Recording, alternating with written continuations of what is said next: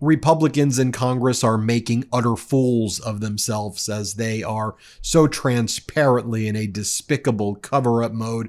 You've got MAGA Republican members in the House and Senate saying that Pete Hegseth learned a very valuable lesson about classified information and that he shouldn't be on a Signal chat to communicate war plans again, but we're just going to move past this, aren't we?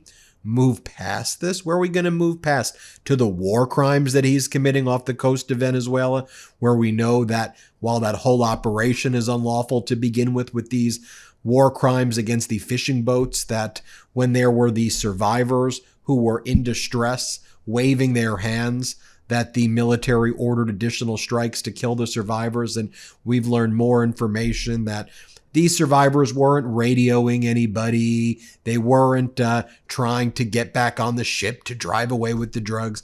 In fact, the fishing boats that they were on, these small 24-footers, they were going east. They were not even going in the direction of the United States. They were going in the complete opposite direction. They were potentially going to meet up with a bigger boat, which is where you'd actually want to focus an interdiction on if you were caring actually about stopping the drugs versus trying to satisfy your bloodlust. But that doesn't stop these MAGAs from saying, oh, shucks, we don't know. It's just Pete Hegseth. Folks, this is the height of privilege, right? Allowing someone to engage in war crimes and then say, you learned a lesson.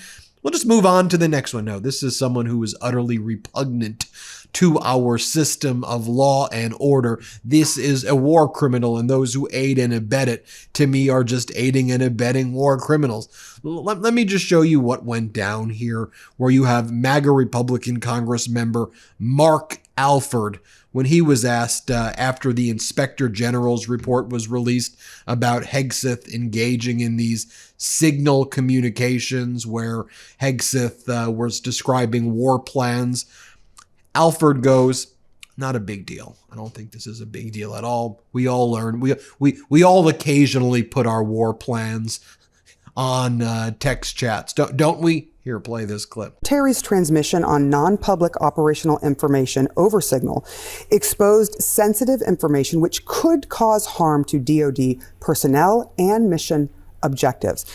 Are you worried about Secretary Hegseth's leadership, considering what you're seeing here from the IG? Not one bit. I think Pete made a mistake in using Signal for some of this information, which was clearly not at risk, but it's something that probably should not have been put on Signal, as the IG's report says, but we've moved on from that. Should he just admit the mistake? Because he isn't. He went on Twitter and said he's totally exonerated. Are you worried about his response? Look, I'm not Pete Hegseth. I'm not the Secretary of War. That is up to him and how he wants to operate as the really the commander right under President Trump for the Department of Defense. I quickly want to ask you about one of the important things to note about this Inspector General's report. It also mentions that Pete Hegseth refused to cooperate with the Inspector General. It's actually an acting Inspector General because Hegseth basically fired everybody. But Hegseth refused to cooperate, didn't show up for an interview, didn't turn over his phone. So the only information that we have is because Hegseth and others accidentally invited a reporter from The Atlantic into the group chat. And that's the only thing that was used in the Inspector General's report. One of the things that we also learned as well in the Inspector General's report about Hegseth's use of Signal is that the Department of Defense set up a SCIF, a sensitive compartmented information facility, at Hegseth's home. They gave Hegseth a secure phone to use, secure computers to use inside the SCIF that couldn't leave the SCIF. But Hegseth walked out of the SCIF from his house, took the classified information, then took his personal phone and then started communicating with the people on the group chat and family members about this classified information. So all Hegseth had to do was just stay in the SCIF and use the secure devices. That's all he had to do. But anyway, let's hear from MAGA Republican Congress member Michael McCaul. And Michael McCaul fancies himself as like more modern. I'm a serious guy when it comes to foreign affairs and intelligence stuff. And here's how he describes it. Here, play this clip. Do you think that Secretary Hegseth still can be trusted as Secretary of Defense? Look, I think they've taken a beating over this. I think there are lessons learned. You don't go on a signal to discuss future war plans, especially when you're putting American troops in harm's way. The good news is they were not jeopardized by this. I know the Secretary said this was unclassified information, but I think they've also learned the lesson. You got to do this stuff in secure comm space. When I discuss things like this, we're in the SCIF, which is a classified briefing room. I have a classified phone as well. Using this signal chat as a way to communicate, I think they learned their lesson and they fixed that problem. But I do think the point is well taken. The discussions about future attacks in the immediate near future against foreign adversaries should never be done on this type of communication device. And again, just hold Hegseth accountable. Hegseth is a despicable, disgusting war criminal who frankly deserves to be put on war tribunals, and he will one day, in my opinion. Why are you babying this guy? Oh, well, we all do this. No, we don't. This is freaking criminal conduct. And what's Hegseth's excuse? That he telepathically declassified the information by having original classification authority? Just so Hegseth's argument is, if he sends war plans, or if he sends nuclear codes, say to Xi Jinping, which would be classified, right? Nuclear codes. If he does it, then it's declassified. If he just thinks it's declassified. Come on. Then you got people like this, MAGA Republican Senator Langford. And MAGA Republican Senator Langford, he's like, I don't see anything wrong with this. I don't see any problems. It doesn't speak to the leader. The mission was successful and nothing came of it. So why are we even worried? Here, play this clip.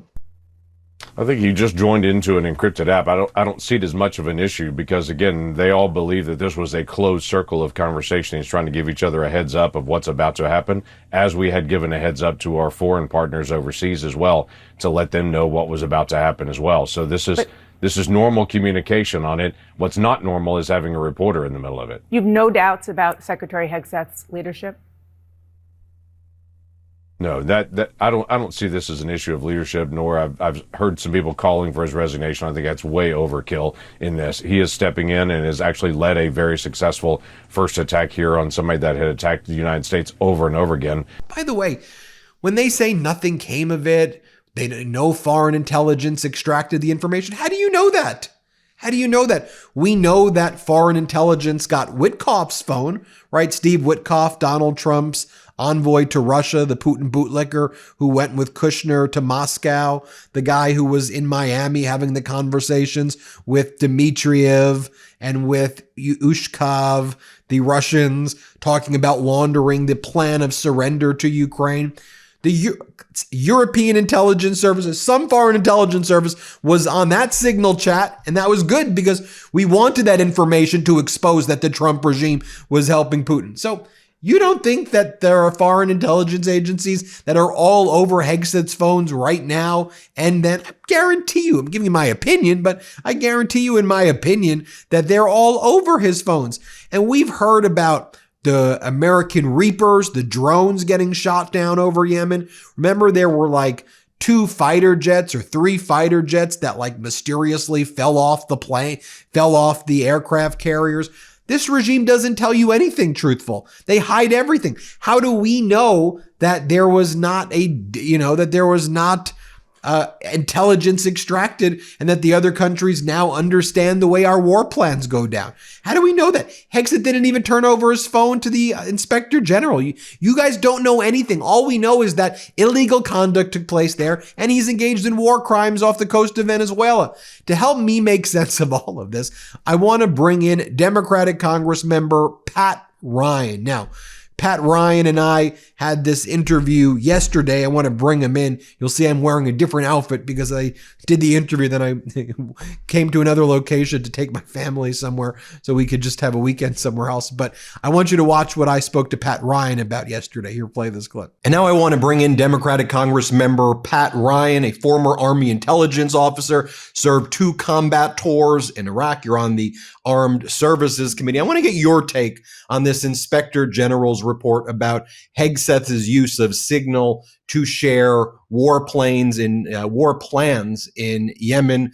And we don't really know the extent of what else he shared on Signal because Hegseth wouldn't sit for any interviews with the inspector general. He wouldn't turn over his phone. So really, what the inspector general's report went on is what was reported in the Atlantic because the reporter was accidentally included on the chat. But that's really all the IG went on. Am I right here? Like, this is not even the way this procedure took place of how we have this info is not normal.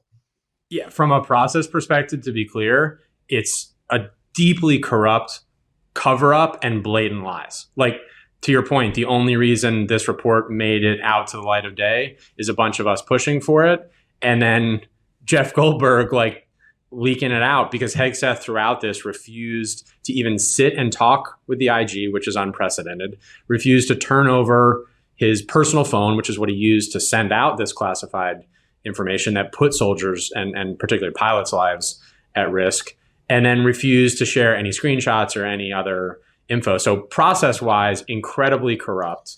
Substantively, this is a devastating report for Pete Hegseth.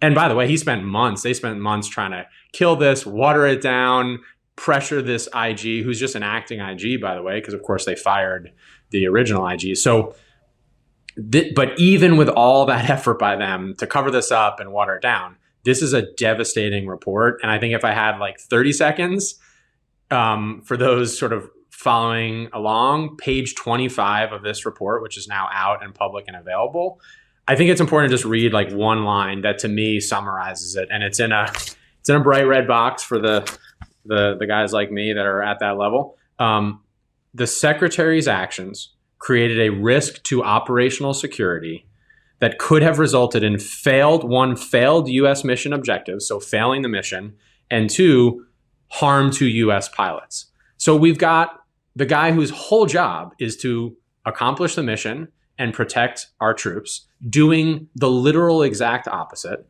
then lying about it, covering it up, and claiming this as a exoneration, which is just a massive load of bullshit. So I am infuriated, but also it's a vindicating thing to see this come out from the DOD, and now we got to build on this.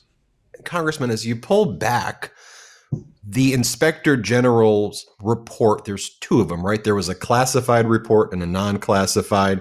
And so there was a classified briefing on this that took place, and it had to be done in a SCIF, a sensitive compartmented information facility.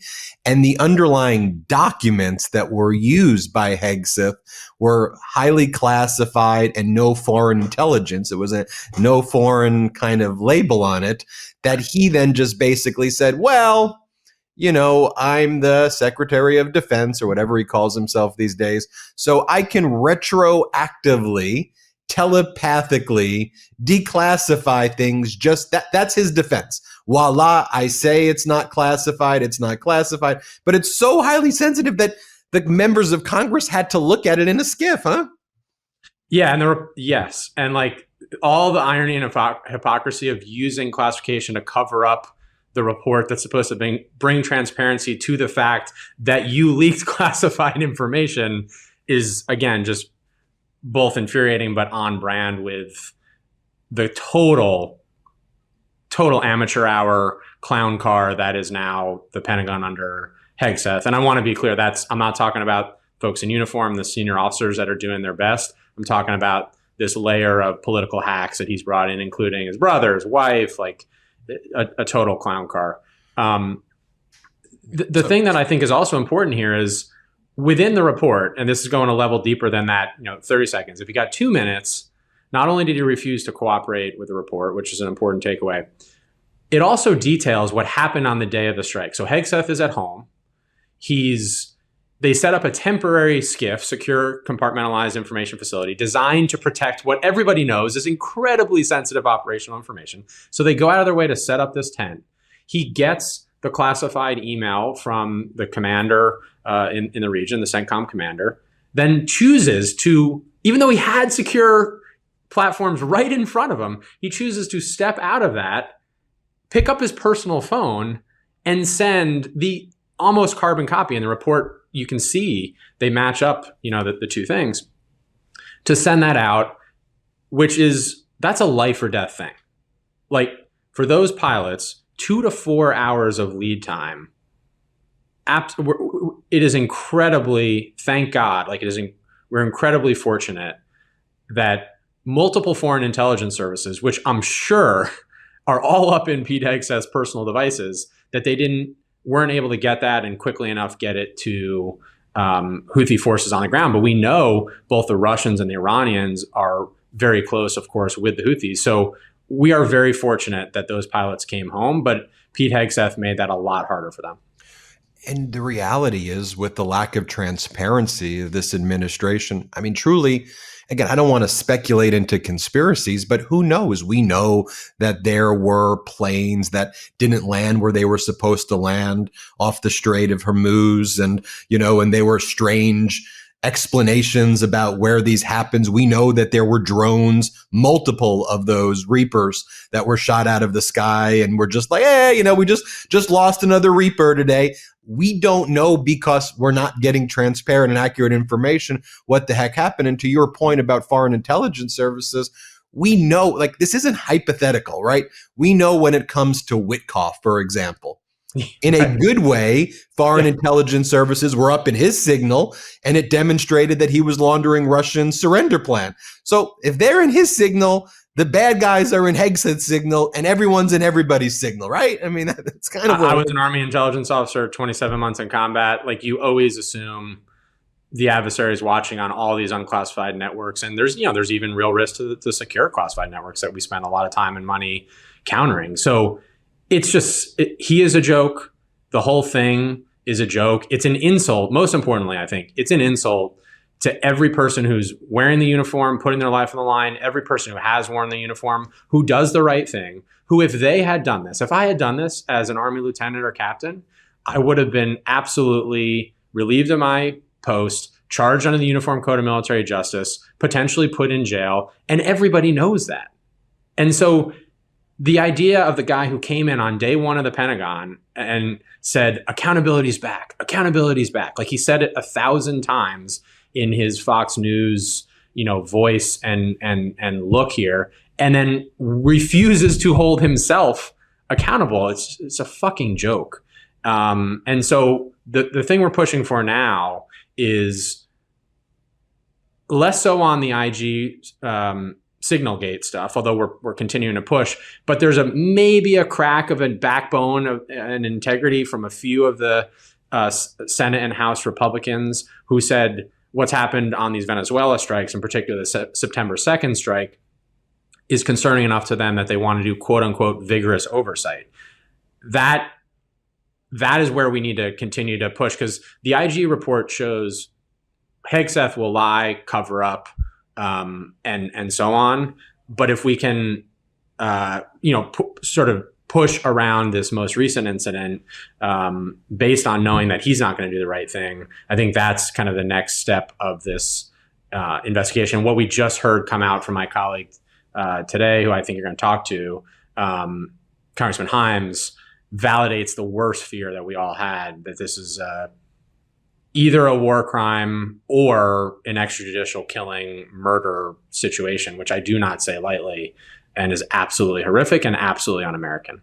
I think you take that, and then you also take the breaking news that the U.S. halted plans to impose sanctions on China's Ministry of State Security over a massive cyber espionage campaign so that Trump could avoid derailing whatever fake trade deal he believes he has with Xi Jinping. Xi Jinping is holding over the head. You want those rare earth elements? Yeah, maybe we'll give it to you. Maybe we won't. We'll see. You want us to buy some of that soybeans that your farmers are begging for? Maybe, maybe not. You want to come here to China and take a photo with me, which is really what Trump just wants. He'll give up our entire foreign policy to take a photo with Xi Jinping in China so he can put it on the Donald Trump Institute of Peace thing when he's like fired. That's what he wants, the photo so badly, so thirsty to go there for the photo. And now we're not even sanctioning for the espionage that's likely being done on people like Hegseth. Yeah, you have that layer of hypocrisy. You have the layer of hypocrisy of the guy who ran over and over on ending wars, bringing peace, and it continues to in places that are even beyond the wildest sort of imagination of the most neoconservative hawks among us. They weren't these, an invasion into Venezuela, which, by the way, is really what's actually happening sort of behind the scenes and around these boat strikes, are all, to me, an attempt to get us into another potential forever war, which, having been in one of those myself, is deeply wrong and also deeply unpopular, rightly so, with the American people. So all those layers of Trump being played by really smart, really wily, multi-decade long authoritarians, whether that's Xi, whether it's Putin, even frankly, Maduro.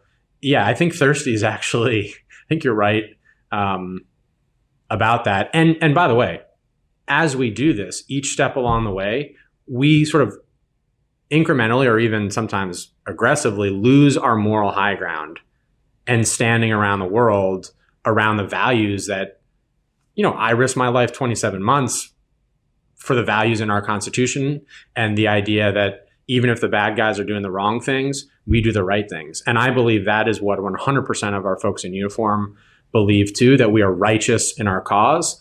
And you start to degrade at that, and it's deeply problematic morally, but also materially. It hurts recruiting. It hurts our ability to maintain our alliances, to have people work with us. So it makes us markedly less safe.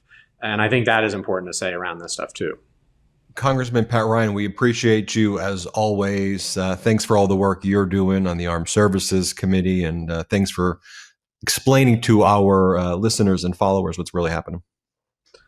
Thanks for having me. And if you have 5 seconds today, please blast out page 25 of this report. I think if every American sees it and even just reads that paragraph that you showed, it will drive the accountability that we need for Hegseth. Maybe it'll wake up some moral courage among even a few Republicans here in the House or Senate. But at a minimum, it gives us the leverage to keep pushing for the transparency we need on this.